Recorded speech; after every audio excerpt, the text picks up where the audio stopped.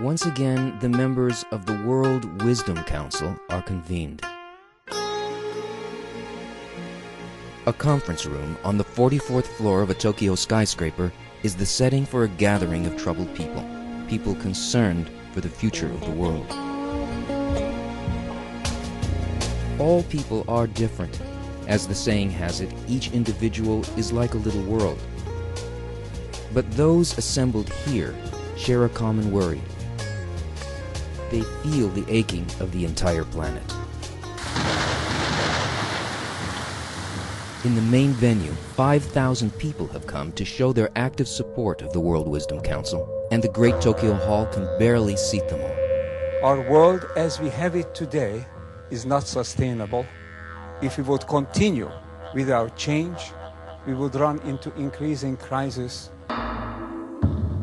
Humanity now faces an unprecedented opportunity for dialogue, understanding worldwide, and renewal. Since global crises in all aspects of life threaten our sustainability and very existence. There were 300,000 people were killed in tsunami, and at that point no animal was killed because they safely escaped that big natural disaster. Why that happened? In my view, in our generation, first time in our human history, have lost the instinct for survival. Because today, a lot is connected to politics. And the state of the world where we live, without solving political problems, it's difficult to change for better.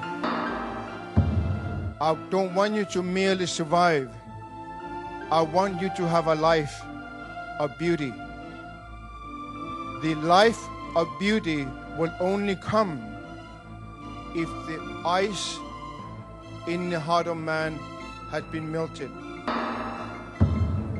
We humans have three basic resources to work with: information, matter, and energy.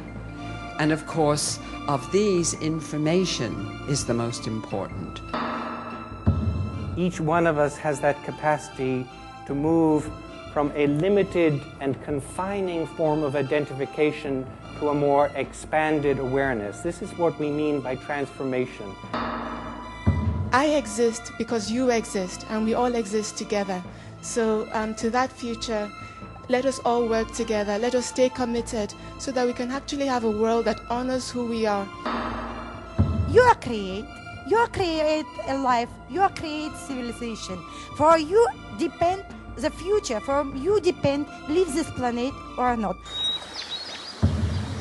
From now, each individual should not live in self-egoistic manner. We have to possess the consciousness and tolerance to live for others.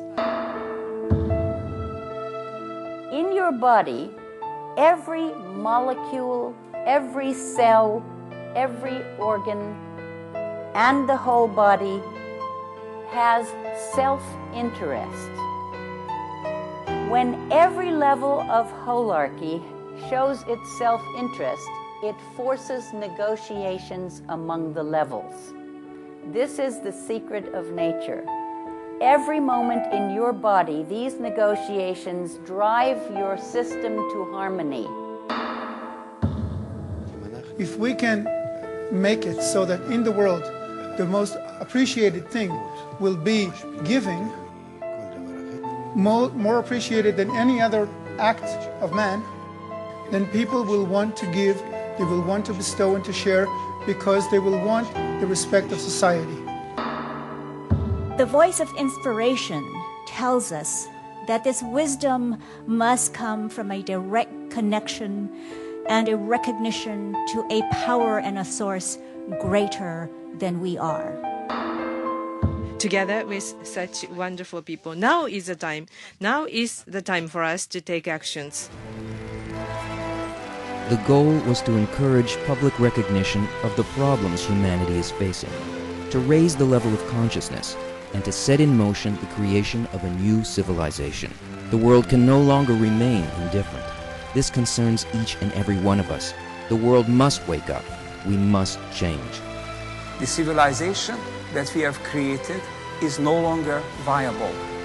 Therefore, it has to change. It's not a question of whether it has to change or not. The question is how soon will it change, and whether we can master the change or we become the victims of it. The members of the World Wisdom Council are committed to the process. After Tokyo, they will meet in Arosa. After Arosa, in Toronto. Wherever and whenever necessary, until the tide turns.